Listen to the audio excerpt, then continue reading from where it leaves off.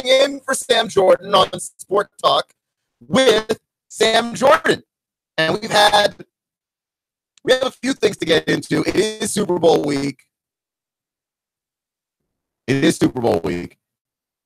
And I'm not going to lie, this might be the least electrifying Super Bowl week I've ever been a part of. Like, usually there's a certain buzz between the two teams, and you get all the storylines that you've got. Oh, are the Eagles nervous? They've never been here before.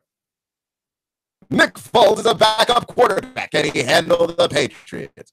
Tom Brady, can he continue to solidify his legacy? And I haven't really seen all of those stories like I'm used to it. Maybe it's just because I'm not following it like I was last year. If you remember last year, we were able to, through some connections, interview a radio host in Houston, and the Super Bowl was in Houston. So he was able to tell me what the feel of the city was like, what the town was like. It became a ruckus once all the people start converging on the city, all the Super Bowl parties. I asked him if he went to one. He did not. And also, his name's Lance Zierlein. He works at the NFL Network, so I got some draft questions in there too, right? I asked him about Derek Barnett. He said he liked Derek Barnett. Gave you the heads up on that one. And now Derek Barnett's in the Super Bowl. So what about that? I'm always breaking news. So here's the thing. I haven't heard as much stuff on the Super Bowl as I'm used to, especially when it comes to the ridiculous rumors.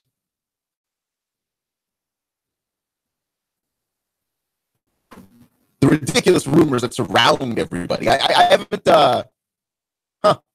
heard those, right? But then I did hear a ridiculous rumor today, right? Which is that Tom Brady is apparently pondering retirement. And Jonathan Kraft, the son of Robert Kraft, the owner of the Patriots, he has said he's giving Tom Brady ample time to make his retirement decision because he deserves it. He's earned it. That's the kind of thing that you do with the legend. Now, the question that I have is that where did the Tom Brady retirement decision come from?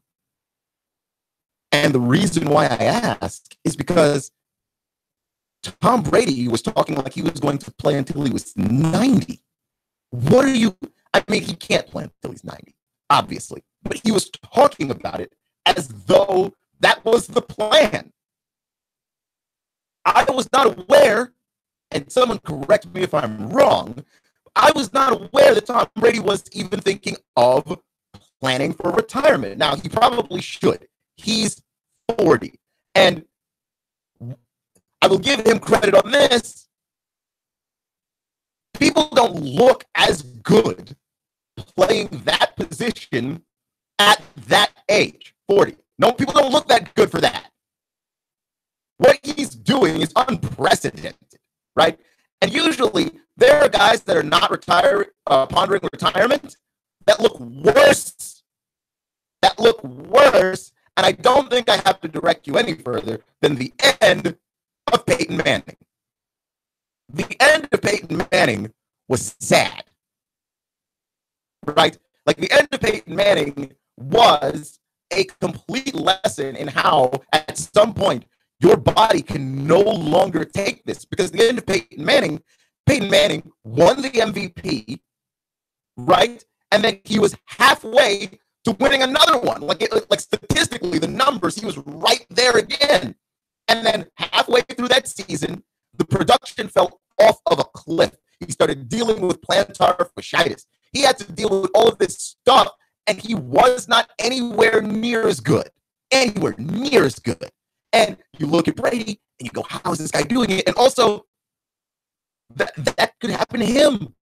I mean, it could happen to him because it's not something, we always think of it as this gradual decline.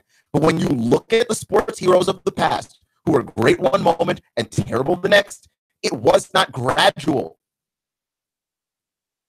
right? The great Joe Montana ended his career languishing somewhere in Kansas City as a Chief. his first year in Kansas City, that was brilliant. I mean, he was good as a Chief, right? And they had that emotional game. I remember they beat the 49ers. I don't know if I remember from like a documentary. I'm young. Leave me alone. So they beat the 49ers. He beat Steve Young, sort of giving it to the Niners to say, hey, you got rid of me too early. But there's a reason why you get rid of guys too early, because they're harder to get rid of if you get rid of them too late. And the Patriots have been doing that for years. And I honestly fully believe the plan was to get rid of Brady too.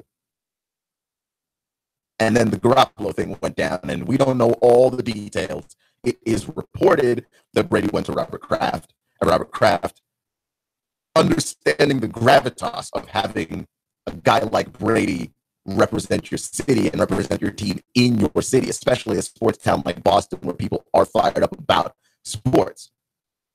And I'm going to make fun of Atlanta a little bit, so you're just going to have to deal with that, because I think Atlanta is not a great sports town. There's too many things to do. But Boston is a great sports town historically. I mean, people rooted for the Red Sox for years, even though they hadn't won a World Series, and the Celtics have a great history, and the Patriots were always not great, but fans supported them anyway. It was weird. It was a weird thing. And then the Patriots got good, and all of those people got rewarded and are still being rewarded. So I look at them and I go, oh, okay, well, that town needs a guy like Brady, and they need a face like Brady, and they don't have it if they get rid of him and go on with Garoppolo, because we don't know how good Garoppolo is going to be. Even now, as we're treating Jimmy Garoppolo like a done deal, this guy's great, we still don't know how good Garoppolo is going to be. But the Patriots would rather get rid of a guy too early than too late, and they were going to get rid of Tom Brady. Tom Brady is going to fall off a cliff. I mean, I'm saying this, and I know this because I've seen it happen over and over and over again, because I'm paying attention to those signals. He's going to fall apart when it falls apart. If he chooses not to retire, to ride out on top, it's going to fall apart. Right? That's just what it is. But I didn't know he was pondering retirement. Right? Tom Brady trying to sell us the snake oil with the TB12 system, which I'm sure you may have heard of because he wrote a book, and it's all over bookstores and it's all over Amazon. And he wrote a book on the method that he uses to eat, and the documentary that he's in, the one that's being done by Deepak Chopra's son, the documentary that he's in, Tom versus Time, is in large part a commercial for Tom Brady and his diet and his lifestyle and the way that he is choosing to eat food and hold himself together in order to extend his career. And I think that Tom Brady, like many people, has gotten lucky enough to stay healthy, because it feels like that's all it is it's luck. Right? Like I find it hard to believe that J.J. Watt is eating poorly, and that's the reason why J.J. Watt can't stay on the field. Like a part of this is luck. You're durable. You play on a team that protects you more than other teams get protected at that position. The league protects you a little bit at that position. I mean, I deny that. And so, yeah, I think Tom Brady's a little bit lucky, and then he's going to turn around and credit it to the way that he eats and this lifestyle that he has and this method that he's created, because that's what people do. That's what people do. It's a little sleazy. It's a little snake oily. I get it. But the Patriots weren't convinced, obviously, because, Bill Belichick was going to do the thing that Bill Belichick always does, which is put a stamp on you, stuff you in a mailbox, and get you out of there on the next thing smoking. Like, that's what Bill Belichick does. And it looked for all the world like he was going to do it to Tom Brady, too. And Robert Kraft, who's the owner of the team and is probably more interested in public relations than his head coach, is the guy that would say, hey, no, wait, hey, we don't do that with him. You can do that with anybody else. You can do that with Wes Welker, who was a great piece of our team for many, many years. You can do that with Vince Wilfork, who was the center and anchor of our defensive line for many, many years. You can do this with anybody, but you can't do this with him. You just can't. And so I get it. You're listening to Clutch with Keanu Rose on all new Nooga Radio, NoogaRadio.com. Just came as a surprise to me. Like, that story popped up, and I said, what? I find it difficult to believe. He's pondering retirement. No, he's not. I just don't believe it.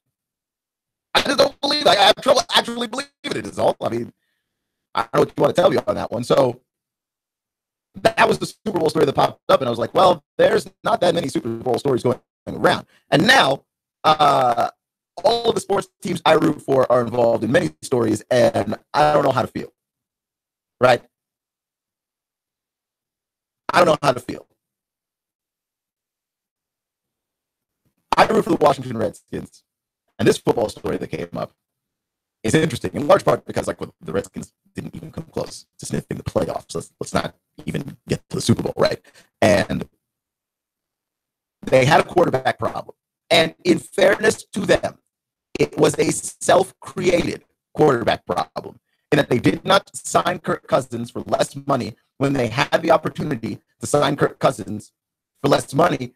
And Kirk Cousins was going to be demanding a whole heap of cash this offseason because, you know, I mean, he played well for the last 3 years. He's been getting hit with the franchise tag, betting on himself, and proving it year after year after year. And he doesn't mind that. He doesn't mind that because the amount of money that he has made playing football, I imagine, far exceeds what he ever thought he was going to be making. It does. He's a fourth-round draft pick. A fourth-round draft pick that got picked by a team that took a quarterback in the first round. I don't think that Kirk Cousins ever imagined that he was going to be in the situation where he made as much money as he did and has the opportunity to be a starter and has the opportunity to now choose his team.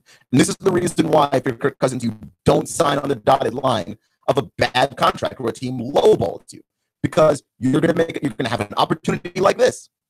The Redskins trade for Alex Smith with the Chiefs. The Chiefs, by the way, were done with Alex Smith, and we knew this already, right? They drafted Patrick Mahomes at the beginning of last year's draft. Patrick Mahomes, by the way, really talented young guy, strong arm, throws from arm angles that don't make any sense, has a mobility, has a gunslinger's mentality. Reminds me an awful lot of Matthew Stafford. Not only with the way that he throws the ball, because Matthew Stafford does some things with the ball that's just silly. I mean, he'll sidearm a throw to get around the defensive lineman and things like that. Like, it's just insane. And so, yeah, I look at Matt Stafford and I go, wow, this guy's amazing. And Patrick Mahomes reminds me in way too many ways of Matthew Stafford. And so I look at the Chiefs choosing to move on, and I go, well, that makes a ton of sense. And the Redskins solve, at least temporarily, because Alex Smith is, 33 years old, they solve for at least the next 3 to maybe even 4 years their quarterback problem. That and Andy Reid opens up $17 million of cap space for the Chiefs. So now the Chiefs can move on in a lot of ways and make some decisions that will bolster their team, that will give them strength moving forward. Every $17 million, that's a lot of cap space to play with. You can get a bunch of guys. Pick a side of the ball that you need. You can get a bunch of people for $17 million in cap space. Right? And Kirk Cousins gets to pick his team. He gets to pick his team, and within reason, he gets to pick his price. I mean, he's going to make a lot of money wherever he winds up. Some team is going to pay Kirk Cousins too much money, and people always wondered if it was going to be the Redskins, right? Like, that was the thing with them.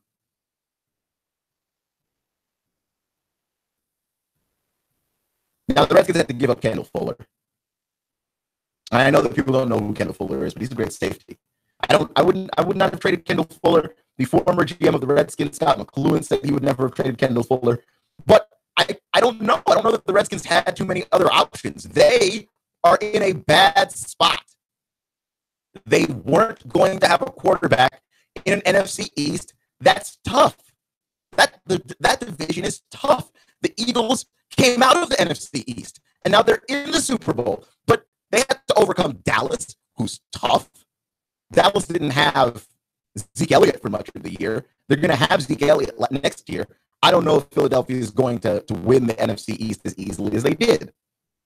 They've got to go against the Giants, who were terrible this year. But make no mistake, a talented football team. One of the reasons why the Giants were so terrible is all three of their starting receivers went down within 1 week of each other in the first 3 weeks of the season. Right? Sterling Shepard, Brandon Marshall, and the old Dirty Beckham all went down by week 3. The Giants were done. That's not going to happen next year. I don't know how. I can't tell you how good Eli is going to be. I have no idea. Because was Eli bad because he had nobody to throw to, or was Eli just bad because he's bad? Like I don't have the answer to that question. But I will say this: they're going to be better next year. I think Washington's going to be better next year. I think adding Alex Smith. I think Alex Smith is more veteran. I think he's a better playmaker. I think he's a more mobile quarterback than Kirk Cousins is. I think he makes Washington better. I think he does. Yeah. And I think that they find a way to see if they can get more out of those receivers because they got a lot with Jamison Crowder, and they got a lot done with what's his name? The kid that they drafted out of TCU. He was a big body in the red zone. Okay. And so, yeah, Alex Smith is going to help them. The NFC East is going to be tough and brutal. You're the Redskins. You cannot afford to fall behind in the NFC East. Obviously, the Eagles are great. Carson Wentz has panned out. If they don't have Carson Wentz, Nicky Foles is good enough to do the job and carry that team to a Super Bowl, apparently. And if you look at the defensive side of the ball, the Eagles are not going anywhere. Doug Peterson is going to continue to be one of the great offensive minds in the league. I don't know what to tell you.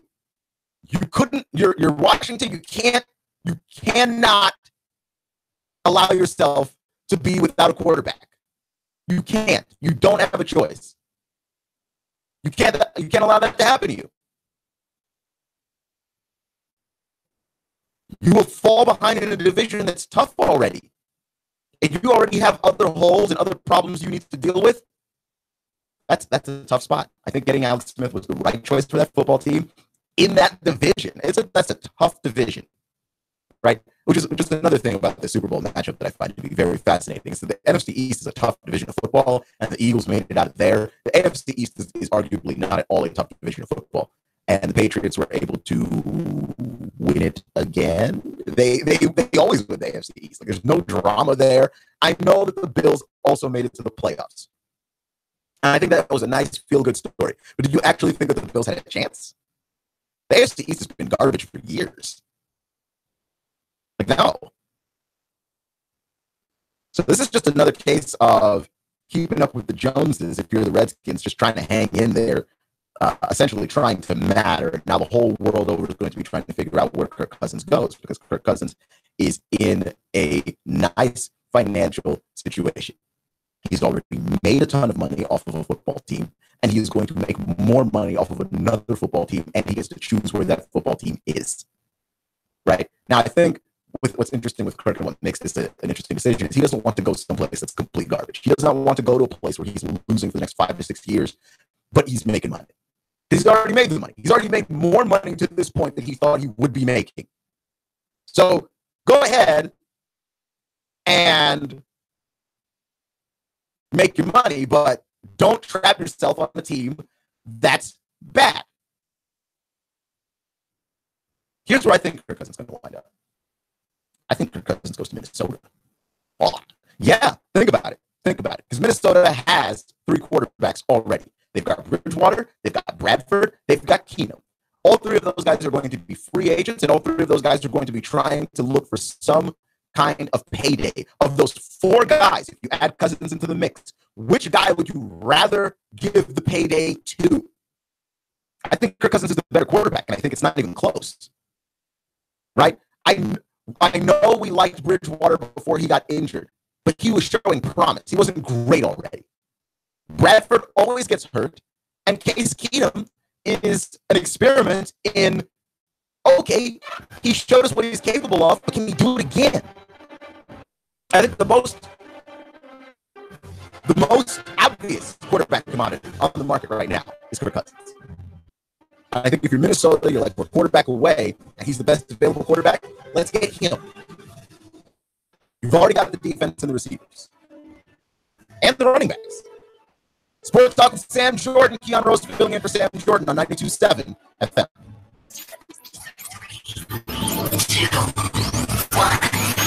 Chattanooga Radio, digital FM 95.3 HD4, 92.7 FM's news now. Investigators want anyone with video of a basketball fight at Brainerd High School to contact the Hamilton County Sheriff's Office. The TSSAA has suspended both Brainerd and Austin East basketball teams following the brawl over the weekend. Charges may be pending. Deputies on the hunt after a hit and run in Chickamauga. A 58-year-old man was standing in his own front yard when he was killed by a speeding suspect who fled the scene. The Walker County Sheriff's Office say they're trying to track down a blue and green Hyundai with damage to the front bumper. A fire on Jenkins Road has left one family homeless. A passing motorist apparently saw the smoke and stopped to see if anyone was inside and then called 911.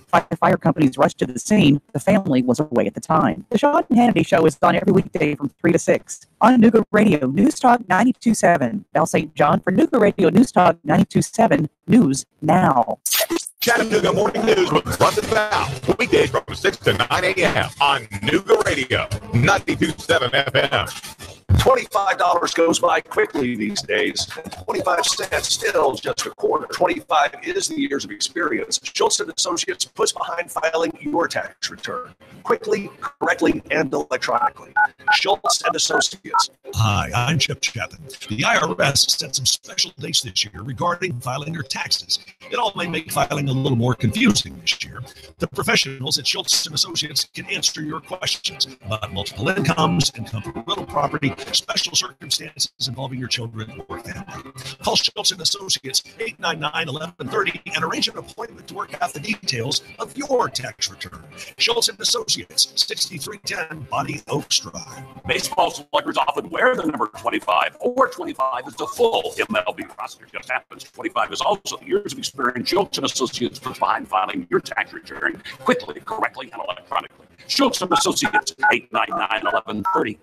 Oh man, rush. I've got to get stuff for the party. Where can I go? Who's going to give me a wide selection of beer, wines, and spirits? Oh, I got it. I'll go to Harry's Wine and Spirits, Signal Mountain. Maybe East Brainerd Wine and Spirits in East Brainerd. I could go to Riley's Wines and Spirits in Hickson. Wow, look at the huge selection in here. Look at these great prices. Amazing. Oh yeah, I'm going to find something for my lady too. I'm going to make this party a success. Make your party a success when you stop in at Harry's Wine and Spirits in Signal Mountain, East Brainerd Wine and Spirits in East Brainerd, and Riley's Wine and Spirits in Hickston. An automated nuclear missile defense system has suddenly entered into launch mode, and you are the only one who can stop it. Escape Experience Chattanooga. Your team has just been infected with a deadly virus. Your only hope? There, in an abandoned farmhouse. Escape Experience Chattanooga. Handcuffed in a maximum security prison, you have an hour to flee. Escape Experience Chattanooga. These escape scenarios and more at Chattanooga's best escape room game and team building platform. Call now. Slots are limited. Register online at escapeexperience.com/Chattanooga. Escape Experience Chattanooga. Traffic, news, and information. Nooga Radio, digital FM 95.3 HD4 and 92.7 FM. Expect fair to partly cloudy skies to continue through your nighttime. Cold overnight, lows mid and upper 20s. Now for your Wednesday, look for some sunshine with a breeze out of the north, though. Like cold highs, still around 40 with more mainly dry and cold weather expected through Friday. Celebrate the new year with Dixieland Fireworks, locally owned with the largest selection around. A Black Cat dealer with the lowest prices in Dixieland Fireworks, just off I-75 on Ringgold Road, East Ridge. And I'm Storm Team 12 Chief Meteorologist Patrick Core. Nooga Radio, digital FM 95.3 HD4 and 92.7 FM knows your opinion is important. So call 800-8949. Agree or disagree? Call 423-800-8949. 800-8949. Nooga Radio, 92.7 FM and 95.3 HD4. News Talk Nooga Radio. The moment you've been waiting for. Sam Jordan's Nooga Radio, 92.7 Sports. Now.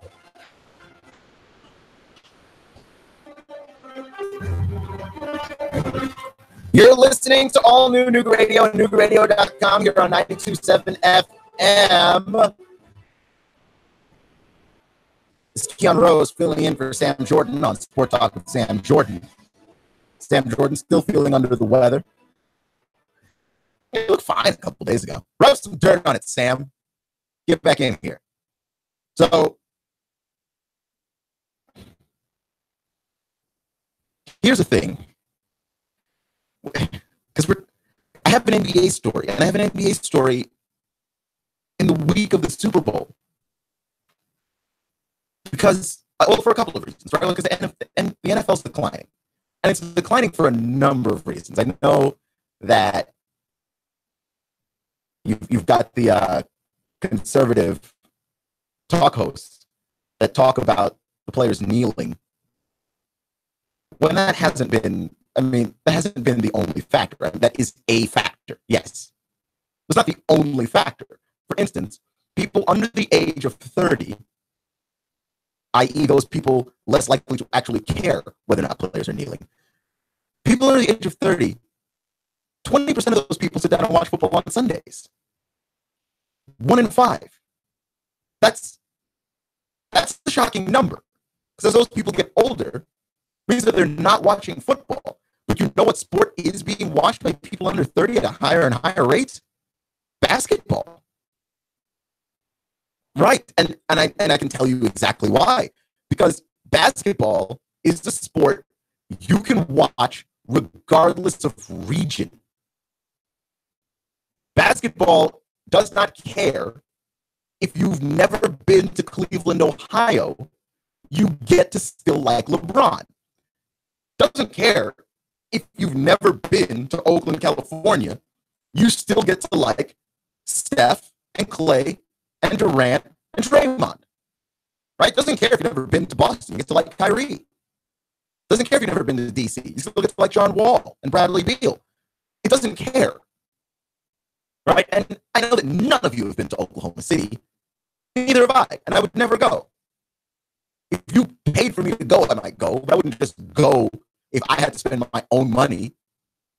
But you still get to like Russell Westbrook. The NBA has decided it's a star-driven sport. You watch the games for the stars. Well, you can't do that in the NFL, right? Like, you've got a bunch of people about to watch the Super Bowl. It's still the biggest sporting event in sports. You've got a bunch of people about to sit down and watch it. And most of those people are now watching it for Brady, who's a star, Gronk, who's a star. In fact, all the stars are on the Patriots. If we're going to be completely honest about this, because who's a star for the Eagles? Nick Foles, get out of here. Nelson Aguilar, please don't make me die laughing. The Eagles don't have any stars in this game. People are watching this game for the commercials. And you got to think about that. You really have to think about that. You've got the biggest event in sports, and people who don't normally watch the sport are sticking around for the sport for the ads.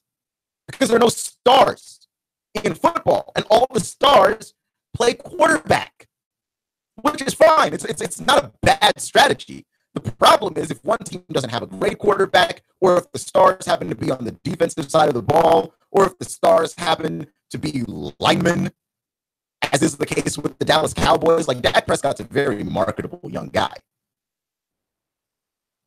And Zeke Elliott, because of his domestic abuse stuff, baggage, that guy's not touchable as a marketing ploy. You're going to give Zeke Elliott a nice berth of 1, maybe 2 years before you start using him as an advertising face of anything. Also, Zeke Elliott looks like an Ewok. That's not necessary to this point. I just felt like saying that because he looks like an Ewok. So the point is that the linemen are really the big stars of the Dallas Cowboys, and they're not marketable because you don't know any of their names and or what they look like. The NFL doesn't have stars, and the NFL has designed itself in such a way that it does not have stars. The NFL wants you to show up and care about the team logo and care about the team uniform and care about that puke green that the Eagles wear. And they want you to care about that red, white, and blue that the Patriots wear. That's what they want from you, right? That's what they want.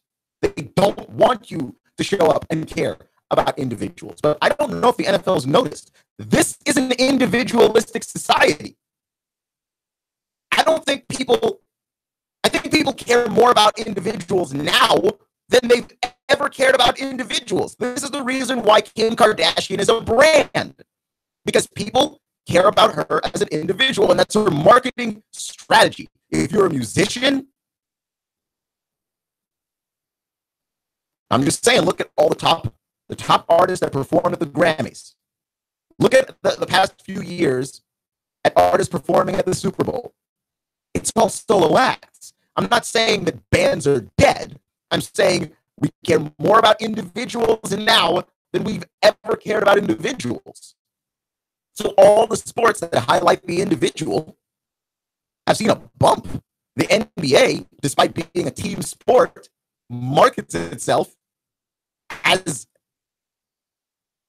a sport that you pay attention to individuals. Baseball is an individual sport disguised as a team sport, if we're going to be completely honest. Like when you're going up there to hit, it's hitter versus pitcher, right? And then you've got the support out there fielding, but that's not the primary matchup, right? Teamwork still matters, but baseball has to market individuals. I don't think it has a choice. Like even sports like golf and tennis and NASCAR have seen a bump. They're individual sports. If the NFL wants to see this increase, first off, they got to fix that stupid catch rule because it's confusing. No one knows what a catch is, and it's a rule that I think we all agree. It's unanimous. It's bad. But the other thing, if they want to see that bump, they need to let us know individual players, which is already hard. Right? It's hard in hockey too. I would say it's hard in the helmet sports because you've got a helmet. And if you wear a helmet, people can't see your face. Right? And NASCAR's got a little bit of this problem too because it's also a helmet sport. You wear a helmet, and unless you are Jimmy Johnson, right? Like Dale Earnhardt Jr., you've got a level of notoriety. Like Jimmy Johnson wins so much that you wind up knowing who he is, even though Jimmy Johnson is the most average-looking guy ever. There's a handful of guys in NASCAR you know. And then there's some guys that are really, really good. Really talented people who you don't know. And when I say you don't know them, I mean you don't know their faces. You could pass them on the street and you'd never know that you were walking past Brad Keselowski. You'd have no idea that you were walking past Joey Logano. You wouldn't know. Because I don't know what they look like. This is my job. I can tell you a lot of things about those people. I can't tell you what they look like. Right? I could be mugged. I could be robbed by Joey Logano. Right? Joey Logano could steal my wallet. And I couldn't describe him to the police. Because I don't know what he looks like. Right? Like, I would just have an unreliable witness testimony there. I couldn't say NASCAR driver Joey Logano stole my wallet. That would be because I don't know what his face looks like. The helmet sports have this problem. But the NFL goes out of its way to exaggerate the problem by hiding the individuals of the game. And unless you're a quarterback, because those are all the people we know, right? We know Breeze, we know Brady. And when there's a quarterback that pops up and surprises us, I mean, listen to the broadcast. They're reeling, trying to explain who this person is. That you're supposed to explain that Case Keenum is the star of the Vikings, but who? You're supposed to have to explain that Blake Bortles is the star of the Jaguars, but who? Yeah, you're supposed to explain that Tyrod Taylor is the star of the Bills, but what? Like, people don't know. They have no idea.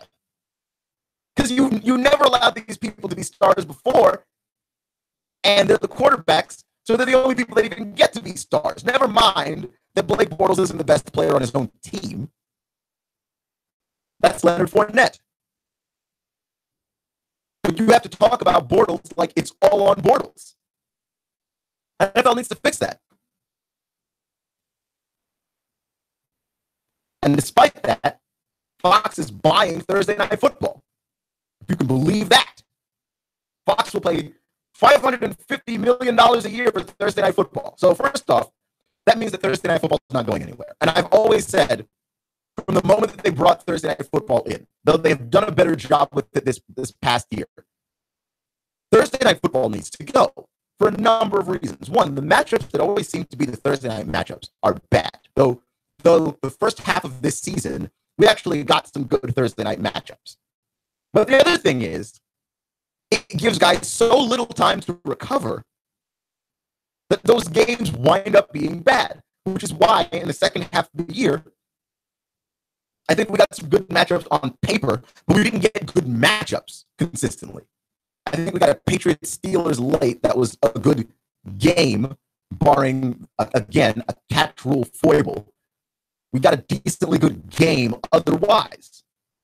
And I don't know if the league realizes that Thursday Night Football is not great, but Fox is certainly buying Thursday Night Football $550 million a year, which seems like a lot of money to me. And it's a lot of money that I find to be incomprehensible. Like, I couldn't describe to you what to do with $550 million. It just seems like a really, really big number. It's not as big as any of those other football numbers, but it is big enough that, to me, seems like a lot for a Thursday night. Right? It's not a tradition quite like Monday Night Football is. And it's not the primetime Sunday game of the week. So $550 million seems like a lot to me, though. We used to have numbers going closer to the billions when it came to talking about,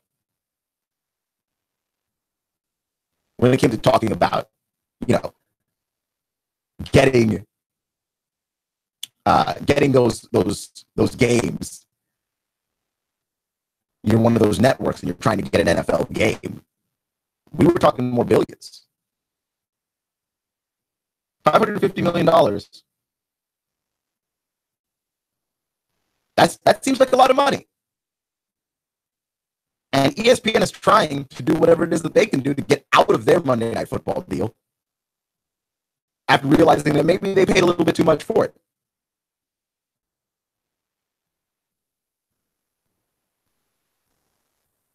Maybe they paid a little bit too much for it. You're listening to All New Nooga Radio, NoogaRadio.com. So let me get to the NBA story, because the NBA has gotten to the point where it can be an actual story in Super Bowl week, right? And this is not because, you know, like we talk about football when football comes back, especially that preseason time period, and it's the preseason, and we're talking about football. This is the actual Super Bowl, and still, we have basketball stories. And one basketball story is that James Harden last night, and I did not get to see the game because I was here doing the sports update, but James Harden last night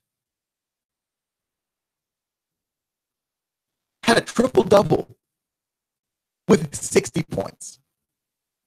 And, man, I have to go back and watch it on YouTube today.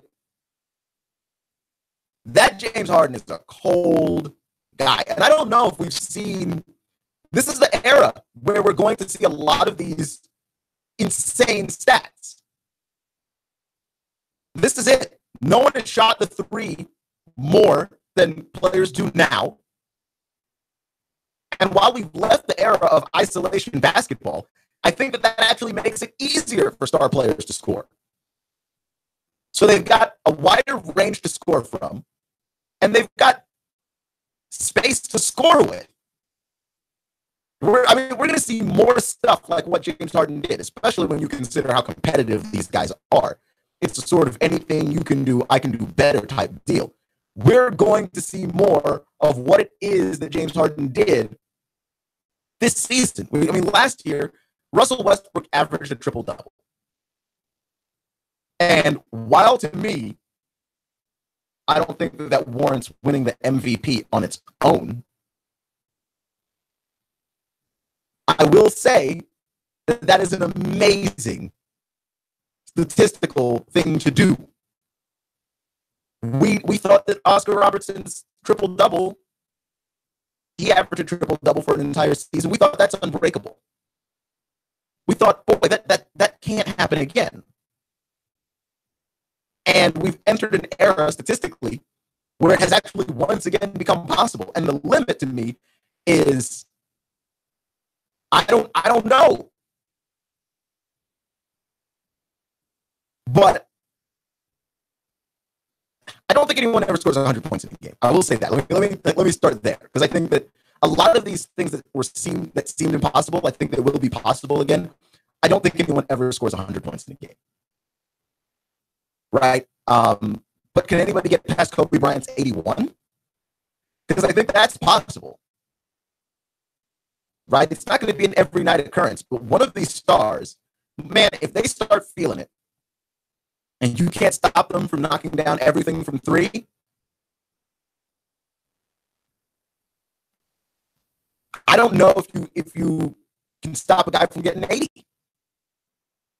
Look, the defensive rules have been weakened. They're slack now.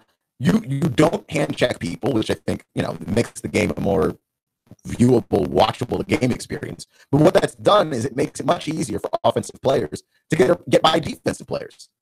They don't play physical defense, the guards in this era. So you can scorch people in a way you've never been able to scorch them before. And I think what makes James Harden's 60-point triple-double performance, which I can't even believe I'm saying out loud because it's never happened before in the history of the league. But the thing about James Harden's performance is this. All of his teammates were gone. All of them. All the guys that can play. Chris Paul was out with an injury. Trevor Ariza was out with an injury. Eric Gordon was out. I don't know if he was injured. I think he was sick. But he was out. He couldn't play. Well, hey, man. Those are three of the four best players on the team. And the NBA is a star-driven league. And you think to yourself, without those guys, no doubt James Harden steps up, pulls his weight, and makes something amazing happen. No doubt. But dude got 60. He got 60. And he was essentially the only good player on the team. Like, there's no, like, when I talk about that room to operate, I don't know where it was coming from. And James Harden is already the craftiest player in basketball. I mean, that to me seems obvious. When I talk about craftiness, I mean, he gets you to foul him. He gets you to bite on a number of things. He hits you with that step-back jumper. It's filthy. I don't know if there's anybody craftier in the game of basketball than James Harden. And he used everything that he had and got 60 and a triple-double. And it wasn't one of those stat-padding situations. At least that's not the way it appeared to me.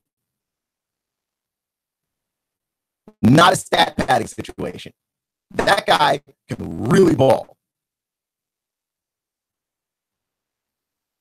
You're listening to all new Nooga Radio, NoogaRadio.com, 92.7 FM. I don't know how many more of these statistical records that seem impossible are going to go down. But I will say this, we're going to see more, right? The scoring is going to be outrageous. It's already outrageous. Right, like the way that the league is set up now has made it so that guys like Steph Curry and guys like Kyrie Irving get to the basket with a level of ease they've never been able to do that, and guys legitimately focus on handles now. Right, and every kid growing up watching Steph and watching Kyrie and watching Russell Westbrook, though less Russell Westbrook because like he's just physically dominating, but every kid growing up watching these guys play, that's how you want to play. And this is different than pretending to be Michael Jordan in your backyard. Because you could never be Michael Jordan. You can do what James Harden does. Get people to foul you, step back threes, crossovers, all of this stuff. If you work on it as a kid in your backyard, you can do it. You can actually do it. Here's the thing, it's very hard work. It's not easy by any stretch of the imagination, but it is actually doable. Like, are we going to see more stuff like this? Well, unless they tweak the rules to once again give the defense an advantage, which I highly doubt, because offense is so fun and offense is so exciting and so marketable that I don't see it happening.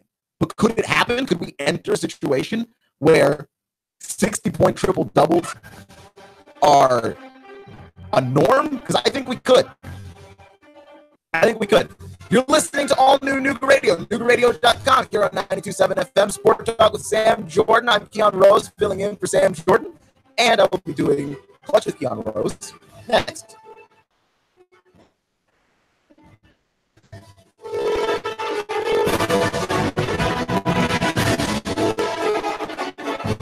Chattanooga Morning News with Clutch About, weekdays from 6 to 9 a.m. on Nooga Radio, 92.7 FM.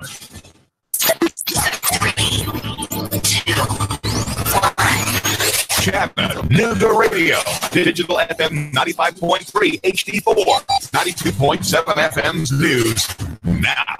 Deputies are on the hunt after a hit and run in Chickamauga. The police say that a 58-year-old man was standing in his own yard when a car swerved off the road, struck him, and sped off. It's a blue and green Hyundai. The Walker County Sheriff's Office needs your help tracking it down. An iconic Chattanooga business was destroyed on Lee Highway. Summit Pianos, known for its iconic piano key mural on the side of the building, and the interior burned out. Most of the merchandise was destroyed. 3 people led Signal Mountain Police on a car chase all throughout the Signal Mountain area. They were going 50 miles per hour to 35. They were finally pulled over. The driver stayed in the car. 2 men jumped out and ran away. They were eventually arrested. Police say they found meth, weed, and 2 guns inside the car. The Sean Hannity Show is on every weekday from 3 to 6 on Nooga Radio. Russell Stroud, Nooga Radio News Talk 92.7 now. Broadcasting live to over 1 million souls in Chattanooga, the Tennessee Valley, and beyond on frequency modulation 92.7. Sean Hannity, 25,000 watts on digital FM 95.3 HD4. CBS Radio News, NASCAR, Bloomberg Markets, David Tulis, streaming strong at NoogaRadio.com. Live on YouTube and Facebook. Nooga Radio, News Talk 92.7. Chattanooga Radio. Christian Brothers, $34.95 will get you an oil change and a free car wash. That's Christian Brothers Automotive in Hickston. Is your car broken down or about to be? Well, who do you trust? Don't go any farther than Christian Brothers Automotive in Hickston. It's all about trust. It's all about relationship. At Christian Brothers Automotive, no more waiting around. Take advantage of the free shuttle service from Christian Brothers Automotive with only quality auto parts. No cutting corners at Christian Brothers Automotive in Hickston. And remember, an oil change is only $34.95 and you get a free car wash. So you forgot something that sparkles. A little bit of bling for Christmas? Valentine's is just ahead, so now's your chance to get it right. And Goss Company Jewelers has got you covered. Diamond stud earrings, rings, hoops, necklaces. Go now while you're thinking about it. Let Charlie Goss wait on you. He'll take care of you. Problem solved. Custom diamond studs started under $200. That's 30% off. Goss Company Jewelers behind Chili's on Gun Barrel. That's it. Goss Company Jewelers. Pulse Centers of Chattanooga offers non-medical solutions to your body's problems using a state-of-the-art technology called pulsed electromagnetic fields, PEMF for short. We help fuel the body's natural healing response. If you're tired of taking harmful, addictive drugs that only dull your pain and cause awful side effects, the knowledgeable, friendly staff at Pulse Centers can help you end that cycle. Call to schedule a free whole body assessment at 423-771-7755. That's 423-771-7755. Smells so good, like one big Italian dinner. What are you gonna walk away with? 2 pizzas for the price of one lunch. There goes Pizzeria, my favorite Italian restaurant of all time. You get so much food on your plate. It's like falling to the tower of pizza. Wider than your mama. There goes Italian restaurant and Pizzeria. Hicks and Pike next to McDonald's, round of Cavalry Chop. $7.50 lunch on Sunday special. Just saluta. 95.3 HD4, 92.7 FM. Clear skies within 83 or 9 times. Some late clouds pushing back in. Not as cold, though. Lows into the mid and upper 30s. More clouds Thursday. Highs back into the 50s. Showers becoming more likely late through Thursday night. And more sunshine, breezy, colder weather returning Friday. Get your family ready for the second half of winter with Dodge City Ski Shop, featuring the largest selection of cold weather clothing around, from infants to adults and all shapes and sizes in between. Dodge City, East Brainerd Road, Chattanooga. And I'm Sports E12 Chief Meteorologist Patrick Moore. Truex Jr. is off the pace and he is headed to the pit lane. Everything going down the outside. Michael McDowell puts the race front tire. Here's Mark Cupelli with 4 wide on the back straightaway. They're side by side for the lead. Here at live on Chattanooga's official NASCAR radio station. Nooga Radio, 92.7 FM, 95.3 HD4. The voice of NASCAR. Charge! Get back there, you dang Yankee! Great 40 toes. I'm up north. Gotta burn my boots. They touch Yankee soil. Lay down your arms and step forward, Yankee. What's the hassle, Smith? WBLZ HD4 W224AZ Chattanooga. 92.7 Digital FM 95.3 HD4 Chattanooga. This is CBS News on the Hour, presented by Grasshopper. I'm Pam Coulter. There are about 2,000 train and vehicle collisions each year, and today one involved a train carrying dozens of Republican lawmakers to a retreat in West Virginia. CBS's Juliana Goldman reports. The chartered Amtrak train struck a garbage truck on the tracks just before 11:30 this morning. Arizona Senator Jeff Flake was on board. We were going at a pretty good speed, and all of a sudden just heard obviously a loud crash and felt the impact. Everybody around was kind of thrown around the train track. Many of the lawmakers, including House Speaker Paul Ryan, were traveling with their families en route to a luxury resort in West Virginia for a 3-day retreat. One person in the truck was killed. 6 other people were taken to the hospital, including Minnesota Congressman Jason Lewis, who suffered a concussion. The FBI says it has grave concerns about the GOP memo alleging bias against President Trump that Mr. Trump wants to release to the public. CBS's Jeff Begays. There have been concerns that releasing the Republican memo will jeopardize national security by exposing sources and methods. The Hill's Tom Cusack. Even though the White House is being careful and there's a process that they want to make sure they go through, and they have up to 5 days once they received it earlier this week, the chances of this being released are very, very high.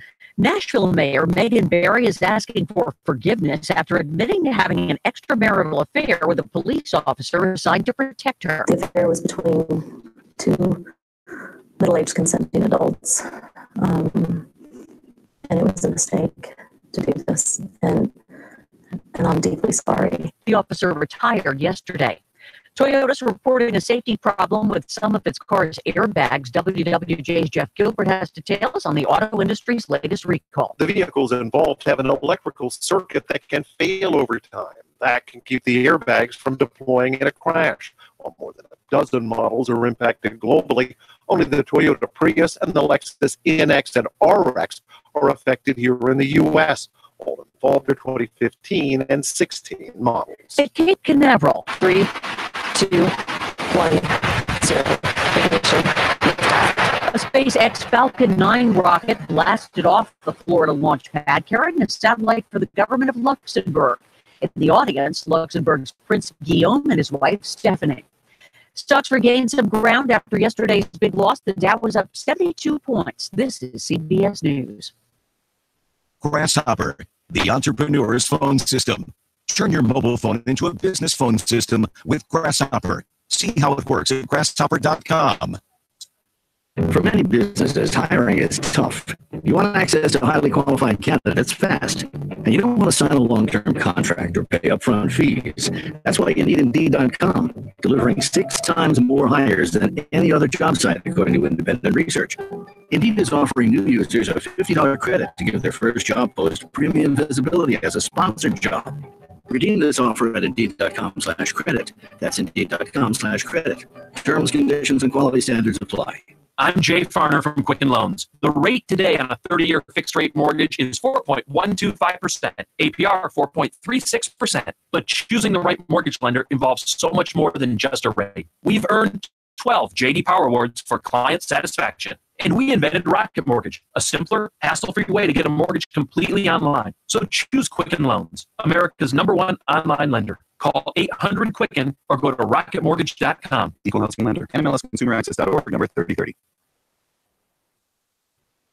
The head of the CDC has stepped down. The move comes one day after Politico reported that Dr. Brenda Fitzgerald purchased tobacco stock after she assumed the position of the nation's public health agency, clearly a conflict with the mission of the CDC. Fitzgerald was selected for that position in July by then Health and Human Services Secretary Dr. Tom Price, who also resigned after racking up over $400,000 in chartered flights using taxpayer money.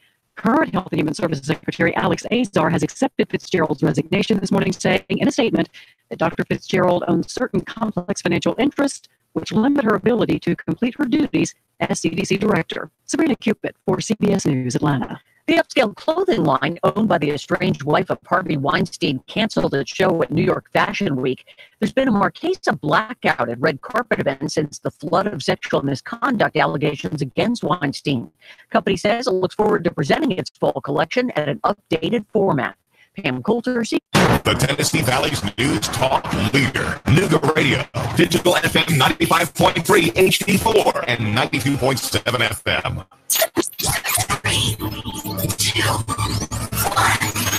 Chattanooga, Nooga Radio, digital FM 95.3 HD4, 92.7 FM's news now. Deputies are on the hunt after a hit and run in Chickamauga. The police say that a 58-year-old man was standing in his own yard when a car swerved off the road, struck him, and sped off. It's a blue and green Hyundai. The Walker County Sheriff's Office needs your help tracking it down. An iconic Chattanooga business was destroyed on Lee Highway. Summit Pianos, known for its iconic piano key mural on the side of the building, had the interior burned out. Most of the merchandise was destroyed. 3 people led Signal Mountain police on a car chase all throughout the Signal Mountain area. They were going 50 miles per hour and a 35. They were finally pulled over. The driver stayed in the car. 2 men jumped out and ran away. They were eventually arrested. Police say they found meth, weed, and 2 guns inside the car. The Sean Hannity Show is on every weekday from 3 to 6 on Nooga Radio. Russell Stroud, Nooga Radio News Talk 92.7 now. Chattanooga Morning News with Russ and Val. Weekdays from 6 to 9 a.m. on Nooga Radio, 92.7 FM. I'm Keon Rose, and this is News Talk 92.7 Sports Now. The TSSAA, the governing body of Tennessee high school athletics, has suspended the boys' basketball seasons of Brainerd and Austin East high schools for their participation in a brawl that broke out between the 2 teams this past Saturday. The Hamilton County Sheriff's Office still has the brawl under criminal investigation. The UTC Mocs released their 2018 football schedule. The season opener is against Tennessee Tech at Finley Stadium on Thursday, August 30th. The Tennessee Titans have found their offensive and defensive coordinators. The offense will be led by Matt LaFleur, who was the offensive coordinator for the 2017 Los Angeles Rams, who ranked 10th in the league in total offense. Dean Pease will helm the defense. Pease is coming out of retirement after 8 seasons with the Baltimore Ravens. I'm Keon Rose, and this is News Talk 92.7 Sports Now. The Tennessee Valley's news talk leader, Nooga Radio, digital FM 95.3 HD4 and 92.7 FM. Expect fair to partly cloudy skies to continue through your nighttime. Cold overnight, lows mid and upper 20s. Now for your Wednesday, look for some sunshine with a breeze out of the north of light cold highs of around 40 with more mainly dry and cold weather expected through Friday. Celebrate the new year with Dixieland Fireworks, locally owned with the largest selection around. A Black Cat dealer with the lowest prices in Dixie. Dixieland Fireworks, just off I-75 on Ringgold Road, East Ridge. And I'm Zorgene, Chief Meteorologist at your core. The Tennessee Valley's news talk leader, Nooga Radio, digital FM 95.3 HD4 and 92.7 FM. Nooga Radio, digital FM 95.3 HD4 and 92.7 FM knows your opinion is important. So call 800-8949. Agree or disagree. Call 423-800-8949. 800-8949. Nooga Radio, 92.7 FM and 95.3 HD4. News Talk Nooga Radio.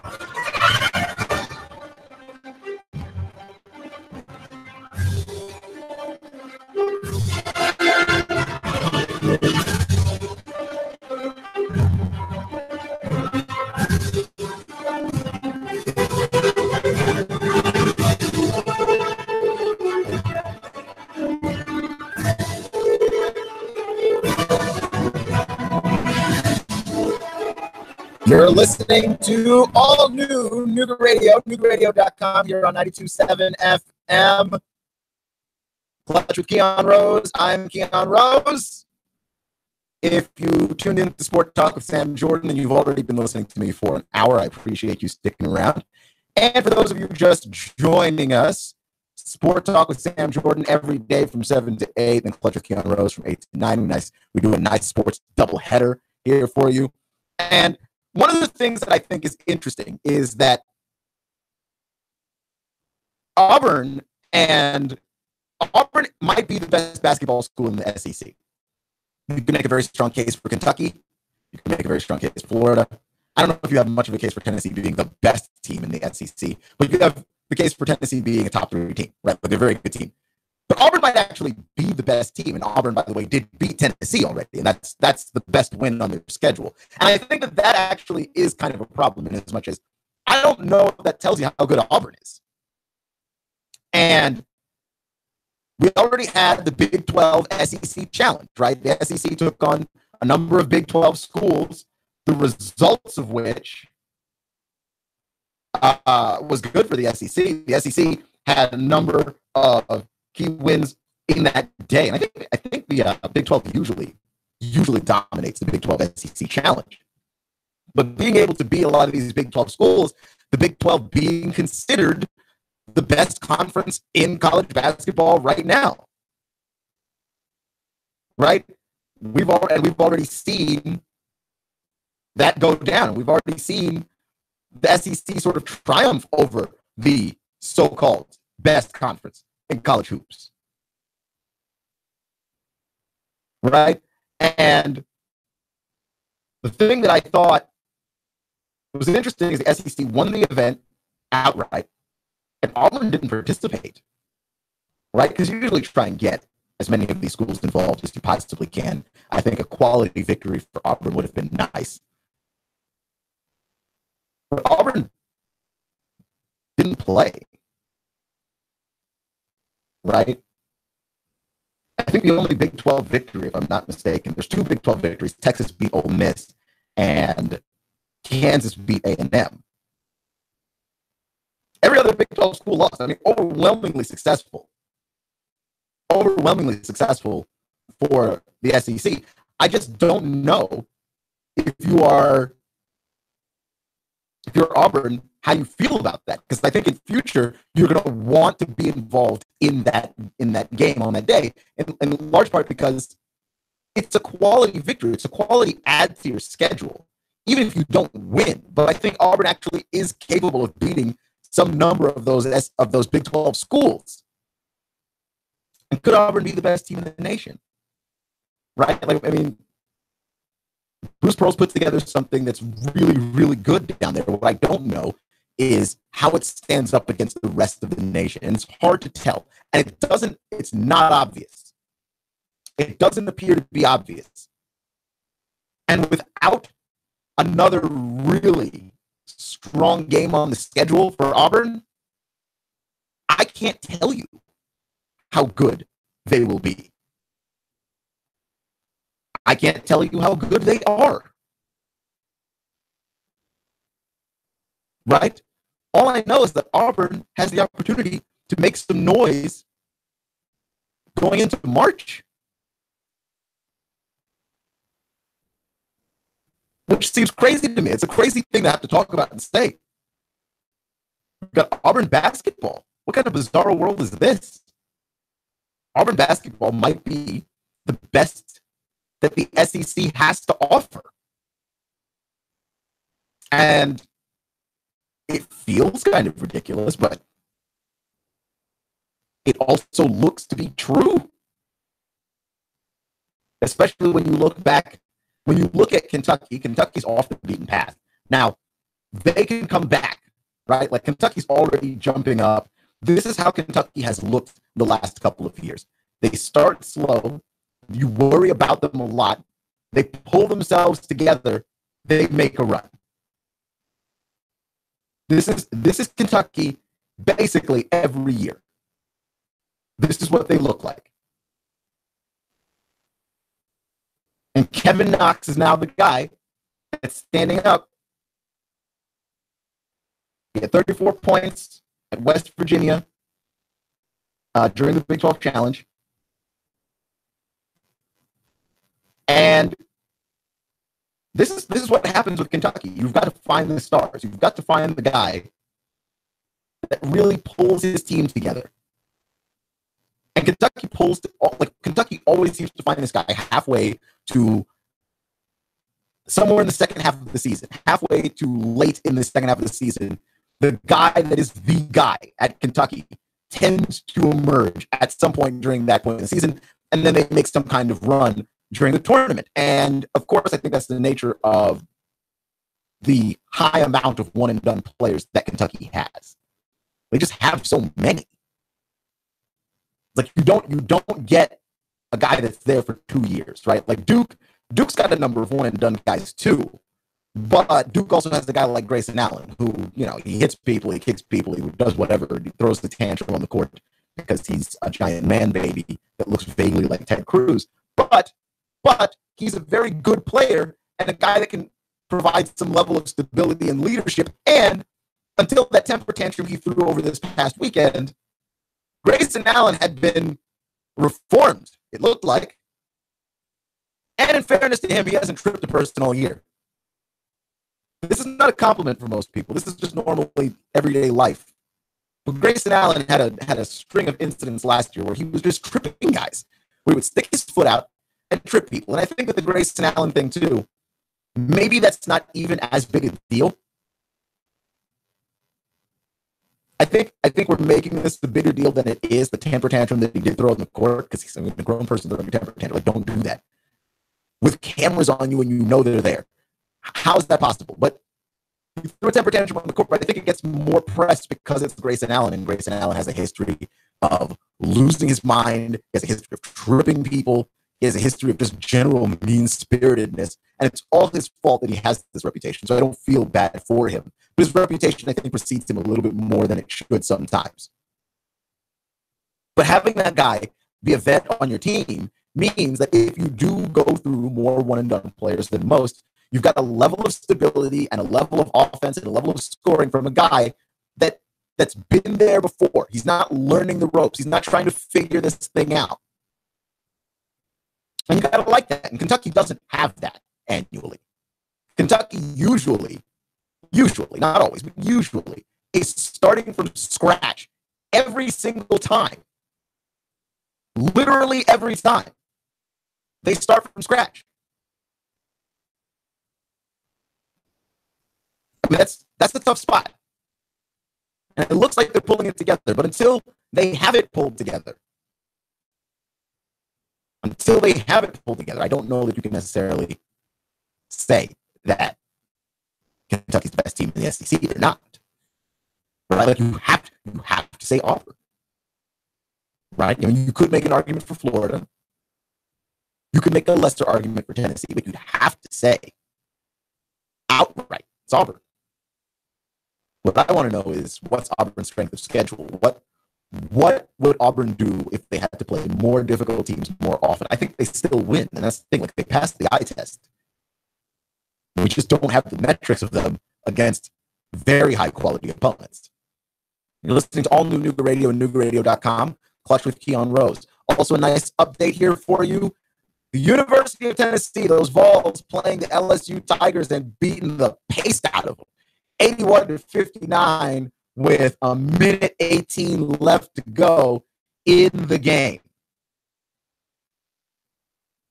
Right? That's a giant 20-point lead. Rick Barnes is gunning for a tournament appearance. And you remember Tennessee was really close last year. They just missed it. I think they lost one or two of their last 3 games of the season, and then they went to the SEC tournament. They won the first game of the SEC tournament, and then they didn't win again after that, if I'm not mistaken. Clutch with Keon Rose on all new Nooga Radio, NoogaRadio.com. So we're getting closer and closer to National Signing Day. It's getting a lot of buzz now, but my issue with National Signing Day is is this early National Signing Day. Well, and it's not even the early National Signing Day, but a lot of the heavy lifting did get done by, I think, by a lot of teams. As a marketing ploy, I think the early National Signing Day kind of undermines the National Signing Day. But there are a number of big name players that are still out there. And there are a number of big time coaches looking for them, right? Urban Meyer's still out there. Kirby Smart, Nick Saban, Mark Richt. Like, these coaches are all out there. You can read all the reports on CBSSports.com. It's a little dizzying. But the person I want to focus on actually is Jeremy Pruitt over at Tennessee. And the reason why Jeremy Pruitt is interesting to me is because Jeremy Pruitt is a high-level recruiter, right? Like, this is something that he has actually been known for and won awards for, was that Jeremy Pruitt has been considered Recruiter of the Year on a number of occasions. And so when you look at that guy, you go, okay, this is what he's capable of. You don't feel like you've lost anything from Butch Jones, right? Because Butch Jones, the recruiter, that guy, really good at his job. Butch Jones, the coach, not so much. But Jeremy Pruitt might be a better recruiter than Butch. The question with Jeremy Pruitt, in large part because Jeremy Pruitt coaches in the SEC East, where Kirby Smart also coaches. Right. He coaches in the SEC East, where Kirby Smart also coaches. And football is a copycat sport. What you see other people do, you try to do. But also, fans copy each other. Fans copy each other's expectations. And if you're Georgia, you never dreamed that in year 2 of hiring your guy, he takes you to the national title game. And if Alabama doesn't run old Tua out there, he probably wins it. He probably wins it. And you got to think about that. They were dominating Alabama until Tua Tagovailoa got into that game. You never dreamed that Kirby Smart can take you there if you're Georgia. But if you're Tennessee, I know that you want to be patient, and you should be. But there is a little bit of a temptation, just a little bit, to want to rush this process along, to look at Georgia and look at their fast success and go, yeah, we want that. And I can't blame you for wanting that. But you need to be patient. What happened with Georgia and what happened with Kirby Smart, I think, is a perfect storm of events. And I don't think that's something that you can repeat and expect to repeat. Kirby Smart did a number of things well, right? By being just a brilliant coach. I saw Kirby Smart make a number of late game decisions that helped Georgia win football games that they could have lost. Kirby Smart was brilliant as a head coach this past season. And he's also brilliant as a recruiter. Getting a top 3 recruiting class in his first season, and all indicators seem to point to the fact that he might do it again. He might end up with the best recruiting class, right? Dethrone Nick Saban as the king of recruits. He might do it again. But Kirby Smart's done a number of things that are uncanny for a first-year head coach, for a first-time head coach. But there were some things that worked in his favor that were not in his control. One, the SEC East was not just bad this past season. It was historically bad. Historically bad. The best quarterbacks were on teams that didn't play defense very well. The best defenses were on teams that had no quarterback. The coaches, the coaching was awful all around the league, which is why Florida had to replace theirs and Tennessee had to replace theirs.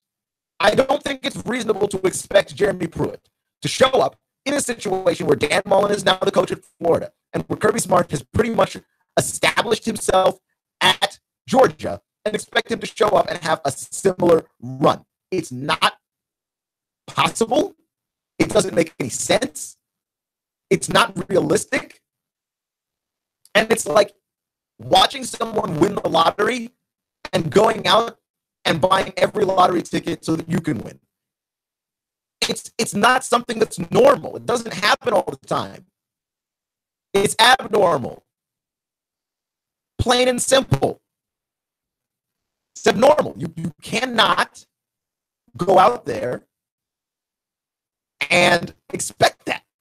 You really can't. You really can't. You're listening to Clutch with Keanu Rose and all new Nooga Radio, NoogaRadio.com. You need to give Jeremy Pruitt time. I'm talking 3, 4, 5 years. 5 years, really. It's like 5 years is what it takes to get the last guy's people out, your new people in, to have them be there long enough to know what you expect. Like 5 years is the norm. I just think that Kirby Smart did it in such a short amount of time that I think that it's going to warp expectations. And I'll tell you an example of this, right? Because I remember when Kobe Bryant scored 81 points against the Raptors when I was a kid. Didn't watch the game live because I think that happened in like the middle of the day. I was at school or something. And I came home and we saw it on SportsCenter. We watched the highlights again and again and again and again. We couldn't believe it. He scored 81 points in a game. How's that possible? Who does that? And for the next month, whenever somebody scored 40 in a game, whenever someone scored 30 in a game, which is a lot of points to score in an NBA game, because it's hard to score in the NBA, especially in that era, it didn't feel that impressive. 30 didn't feel all that impressive after 81. You know what I mean? And then I think Kobe scored like 63 points in Dallas like a week later. It didn't, after those two performances, then a guy scored 40, he scores 35. It's not going to feel like that much. And I also say that because James Harden scored 60 points in a triple-double, and we're going to talk about that a little later. But James Harden scored a 60-point triple-double. And now, someone scores 27 points, which is a lot of points to score. It doesn't feel that much. It's just comparative. And what I'm afraid of is that Kirby Smart's 2-year run to the national title is going to warp things for him and expectations for him, because it's not going to be as easy for him to go back if the SEC East gets better. It's going to warp things for him, and it's going to warp things for all the other coaches in there. Like it's you need to give. I mean, Dan Mullen needs time at Florida. Florida's a mess, and Tennessee needs time as well with Jeremy Pruitt. They do. You've got to give these guys patience. National Signing Day is where this all starts. But Jeremy Pruitt got to that team late, right? Like, if there was anything that was really wrong, really, really wrong with nixing Greg Schiano and backing out of the Greg Schiano signing, it's that it doesn't give you a head start on this recruiting. And Tennessee had to go through a number of weeks of uncertainty and continued coach searching when they could have been recruiting. So you're behind. You're a little bit behind the 8 ball. And I think that Jeremy Pruitt, I mean, you ask my opinion, Jeremy Pruitt is the better guy for the job. Like, always get the better coach if you have to choose between, do we get the better recruits or the better coach? Always get the better coach. I'm just saying, it does put you behind the 8 ball, and that's a fact. I don't know where you go from there. I don't know what you do if you're Tennessee. Because it seems to me to be absolutely one of those situations where you want to keep up with the Joneses. And George is one of your biggest rivals. And watching them be successful while you are not successful, that's going to hurt. But I'm saying you've got to give Jeremy Pruitt time. You've got to give him time. And he's already going to work, by the way. Like, I'm not saying you need to give him years and years and years and years. But I'm saying give him at least 3 if you're that impatient. He's got 6 4-star guys already under his belt. He's got another commit, and he's got room for more. But even if with the early success, be patient.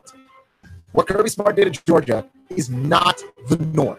You're listening to all new Nooga Radio at NoogaRadio.com. Clutch with Keon Rose on 92.7 FM.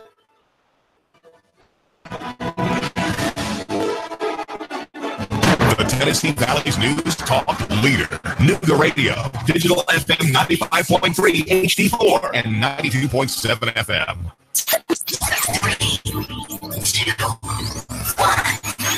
Chattanooga Radio, digital FM 95.3 HD4, 92.7 FM's news now. Investigators want anyone with video of a basketball fight at Brainerd High School to contact the Hamilton County Sheriff's Office. The TSSAA has suspended both Brainerd and Austin East basketball teams following the brawl over the weekend. Charges may be pending. Deputies on the hunt after a hit-and-run in Chickamauga. A 58-year-old man was standing in his own front yard when he was killed by a speeding suspect who fled the scene. The Walker County Sheriff's Office say they're trying to track down a blue and green Hyundai with damage to the front bumper. A fire on Jenkins Road has left one family homeless. A passing motorist apparently saw the smoke and stopped to see if anyone was inside and then called 911. 5 fire companies rushed to the scene. The family was away at the time. The Sean Hannity Show is on every weekday from 3 to 6. On Nooga Radio, News Talk 92.7. Val St. John for Nooga Radio, News Talk 92.7. News now. Chattanooga Morning News with Clutch and Val. Weekdays from 6 to 9 a.m. on Nooga Radio, 92.7 FM. Oh man, rush.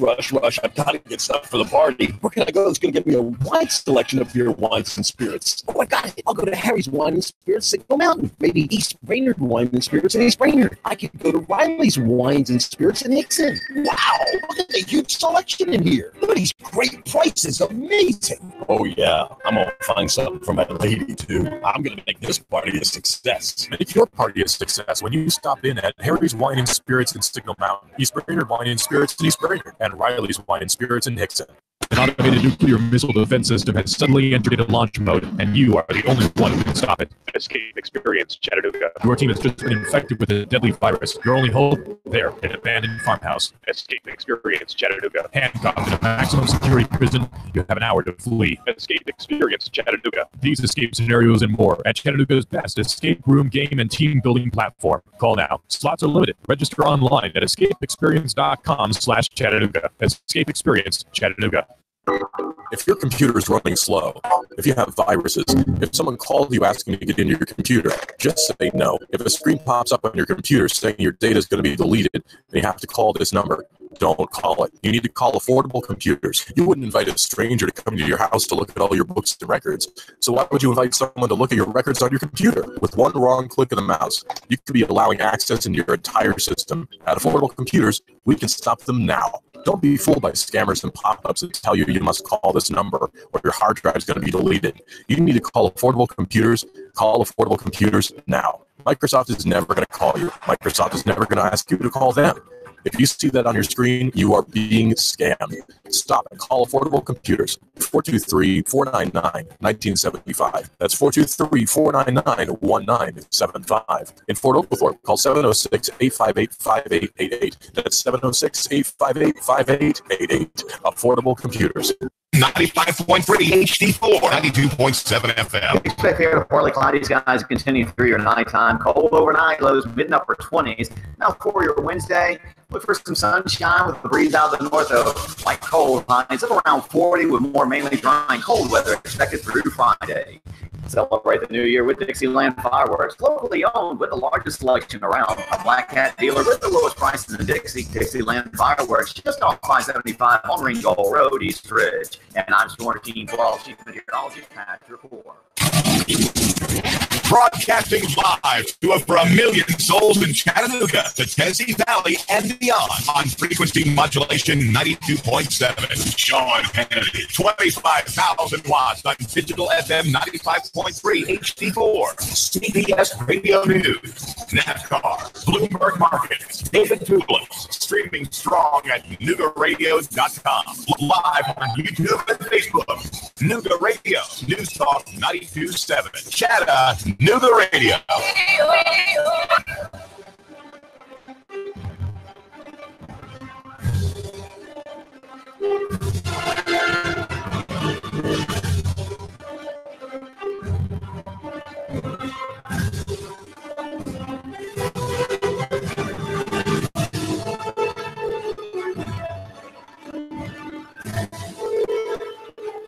You're listening to all new Nooga Radio, NoogaRadio.com here on 92.7 FM, Clutch with Keon Rose. Thank you for joining me today, making me just a small part of your day. You know that I appreciate you. I don't have all of my notes together because I had planned. I had planned to have more time to prep for my show.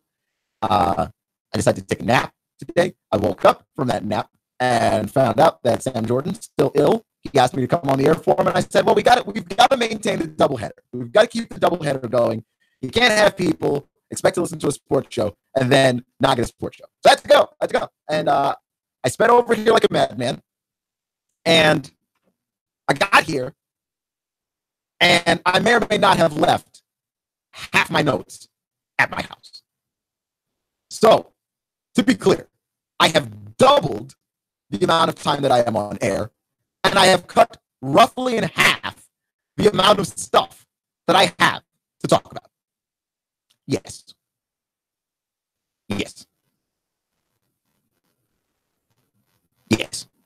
So, I am now at the stage in my life where it is distinctly possible that I will be pulling stories out of the ether, out of my bottom, let's say. All right.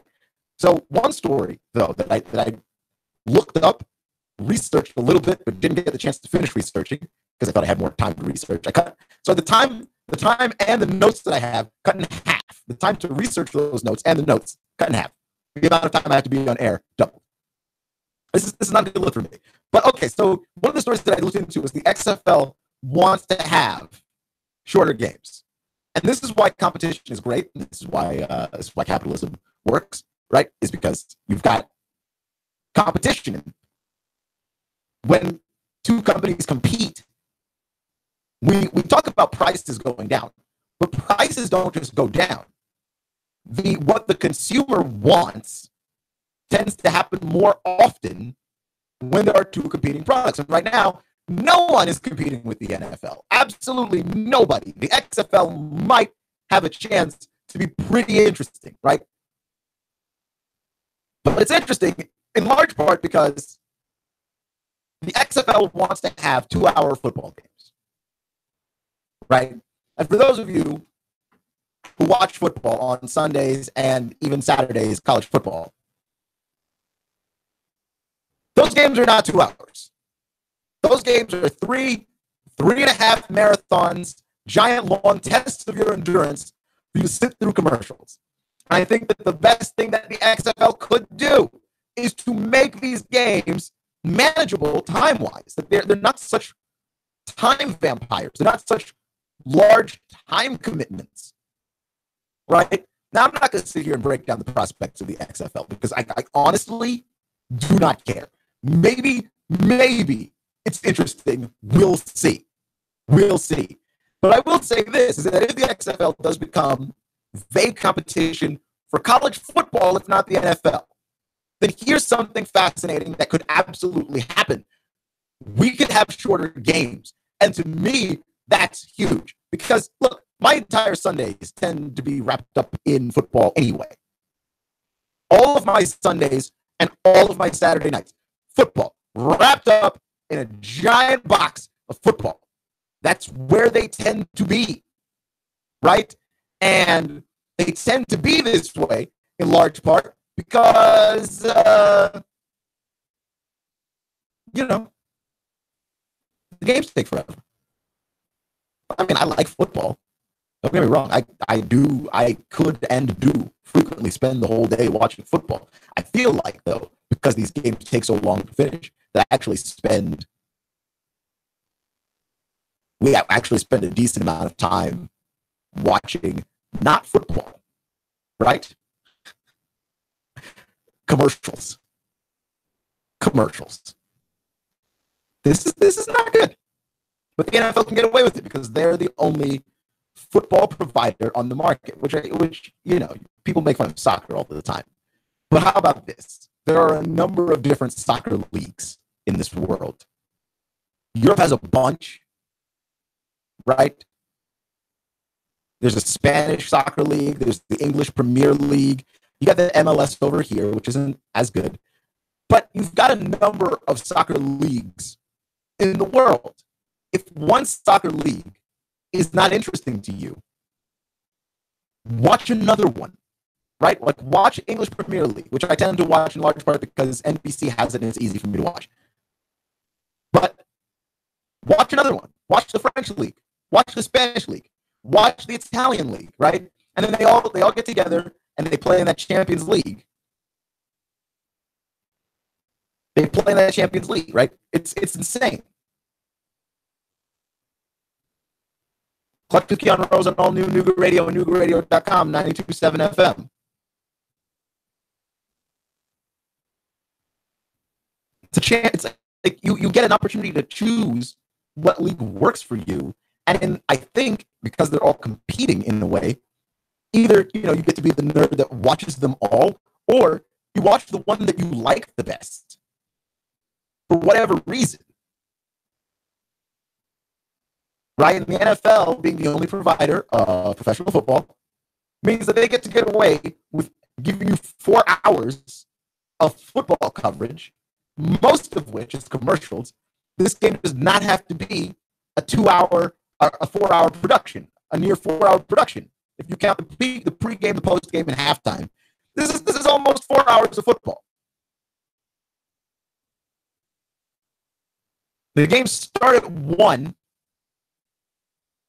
and end around 4. If you could knock an hour off of that, man, do you know how much more fun it would be to actually watch the games? I'm just saying. You could probably fit more games in on Sunday. Right? So we don't have games on top of each other. But we can have more games that everyone gets to see. Right? Like that to me is interesting. So the XFL could be changing the landscape of football if people find it interesting enough to actually care that the games are shorter. Because that's really what it is too.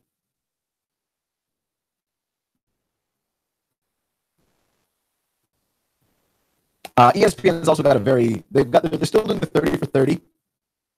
The 30 for 30 to me is they're not as good as they used to be.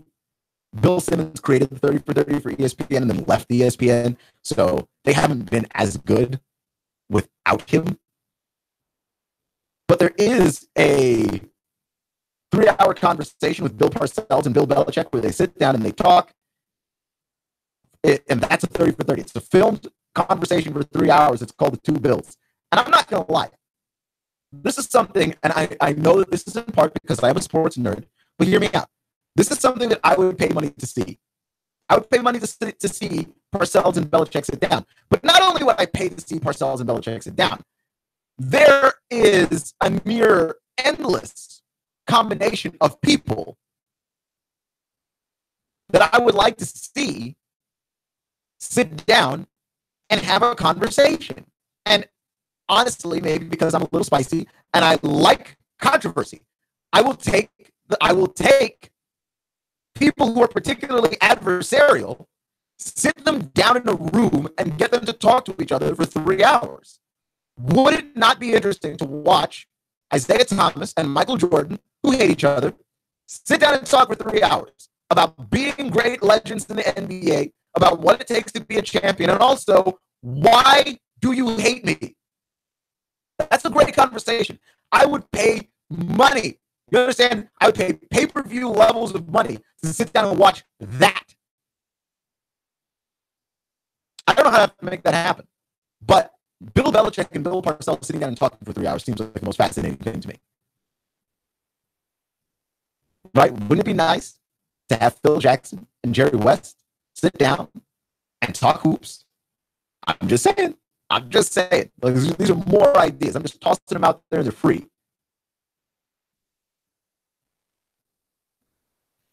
They're absolutely free. So I got cut off a little bit yesterday, early, but I wanted to talk about why it is that I feel like, as far as sports goes, God hates me. In large part because I'm a Redskins fan and a Wizards fan. No one made me be these things, but I became a fan of those teams while I lived in Maryland, close to Washington, D.C., and I didn't know any better. Those were the local teams, so I started rooting for them, right? And Michael Jordan came out of retirement and became a Wizard. And sure, you could make the strong argument that Michael Jordan at 40 was not prime Michael Jordan. But I'll make the argument that Michael Jordan was really dang good. And Michael Jordan at 40 did have a 60-point game, and it was amazing. I watched it on TV, and that's the reason why I'm a Wizards fan today. The Wizards' current best player is John Wall. And John Wall got injured before the All-Star game, which makes me sad because I wanted to see him and Bradley Beal together in an All-Star game for once. He and Bradley Beal got injured, or he and Bradley Beal made the All-Star game. John Wall got injured. He's going to be out for 6 to 8 weeks. Okay? And I am sad about this because he's the best player on the team. He always is the one with the ball in his hands. And I know that the Wizards beat the Thunder last night. This team cannot survive 6 to 8 weeks without John Wall. It doesn't seem possible. It doesn't. And I am miserable because this is the kind of stuff that always happens to me. And I don't know what the city of Washington, D.C. did to draw a curse from the heavens, but can we undo it? Is there a possibility that we can undo this? Because that has to be the most tortured sports town in sports. In sports. The Redskins are up and down, usually down. The Nationals are a very good baseball team that disappoints every year. Every year that they've been good, every year that they've been World Series caliber, they do just enough to not get close to the World Series. They make the playoffs. Bryce Harper's amazing. They have possibly the best pitching rotation in the majors, right? It starts with Max Scherzer, and they've got Strasburg, and they've got Tanner Rourke, and it goes down from the that's a good pitching rotation. This team can hit. Daniel Murphy, Bryce Harper, and yet they're bad. That's the torture. I mean, they're not bad, but they don't do anything in the postseason. Not even close. I'm talking about, hey, guys, get out of the first round. Get out of the first round. Not even close. Not even close. So I don't know how to feel about this, except to say that there's somebody that must hate us on a celestial level. Right? Someone must hate that city on a celestial level, because I cannot explain how it is that this continues to happen. I've run out of completely scientific and reasonable explanations for why it is that every time I root for a team in sports, that team bursts into flames. John Wall's knee is he could return for the playoffs if the Wizards even make the playoffs, because that's the thing. Now, it does help that they're in the East, right? They're not washed, really. But they're already in 6th place, which is already disappointing. But he was already injured this year. And so when I can't play, this team has to find a way to win without the guy that's the obvious best player on the team. And I don't know how else they're supposed to do that. He's the obvious best player on the team. It's not even close. Why does that happen? And, they've got 20, 22 games without him. I think they win maybe 10 if I'm being generous. And I think I am. It's not good, man. What did I do? Is there any way that I can undo it? There has to be some way that I can undo this. Or is this a curse that's on all Washingtonians? Is that what it is? I don't know what it is. Right? So, because I feel bad about me and my sports town, I'm going to turn around and smack another sports town, Atlanta. I think Atlanta's the one that deserves all of these curses, which, the way they lost in last year's Super Bowl does feel curse-worthy enough. But to be fair, they lost it, right? It wasn't something out of their control.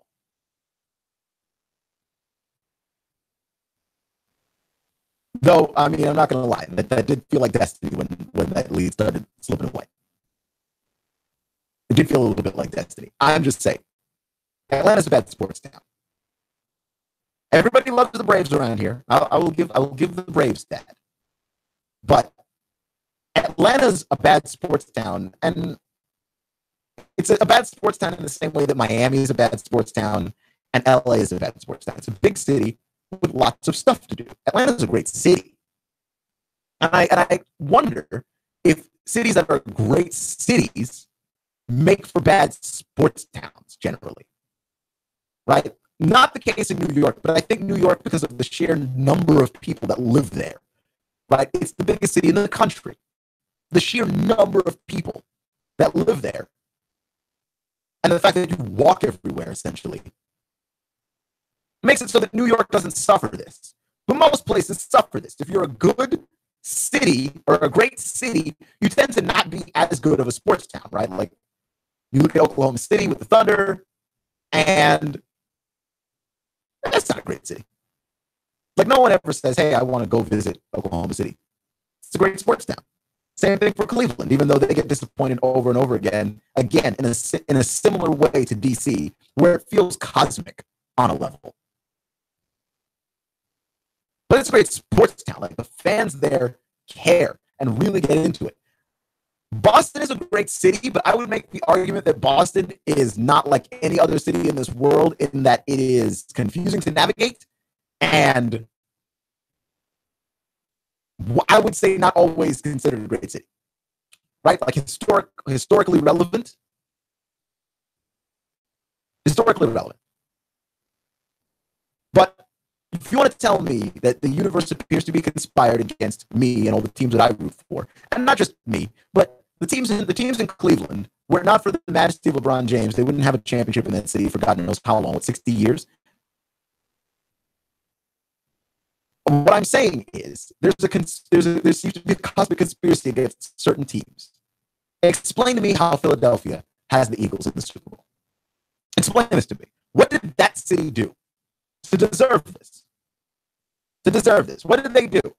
Oh, did they boo Santa off the field? I think they booed Santa off the field once.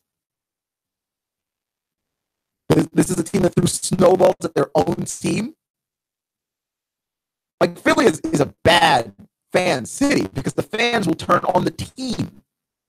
They will boo the team.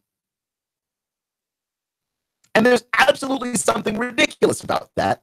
And about that team being the team that gets a chance to go to a Super Bowl and win it. I hope the Patriots steamroll them.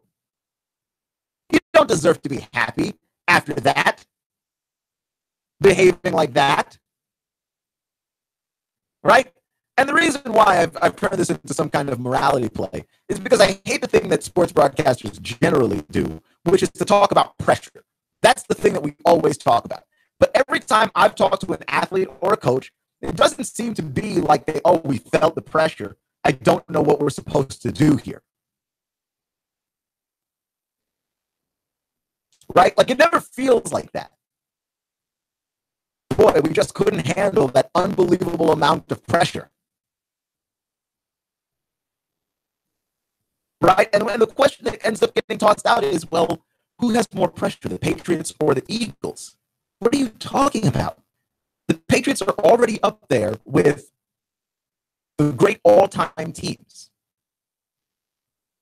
Brady, whether he wins or loses, has more Super Bowls than anybody else. Legacy definitely certified. How is this a question?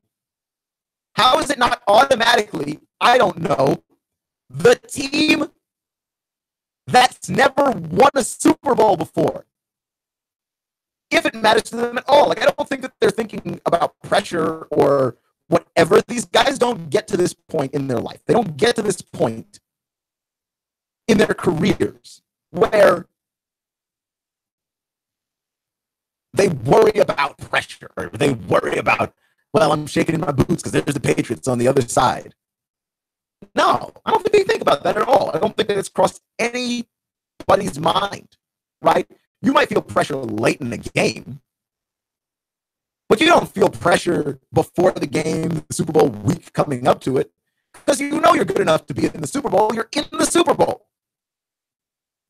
You're not going to do anything magically different than what you did to get there. absolutely silly. We just ask dumb questions. So I'm asking morally, how was the city of Philadelphia able to be represented in the Super Bowl? Because I don't feel like morally they deserve it.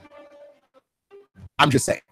Plus, for Keon Rose on all new Nooga Radio, NoogaRadio.com. Thank you for joining me today, making me just a small part of your day. Remember, folks, it's not how you start, it's how you finish. Stay clutch, and I'll see you in 24 hours.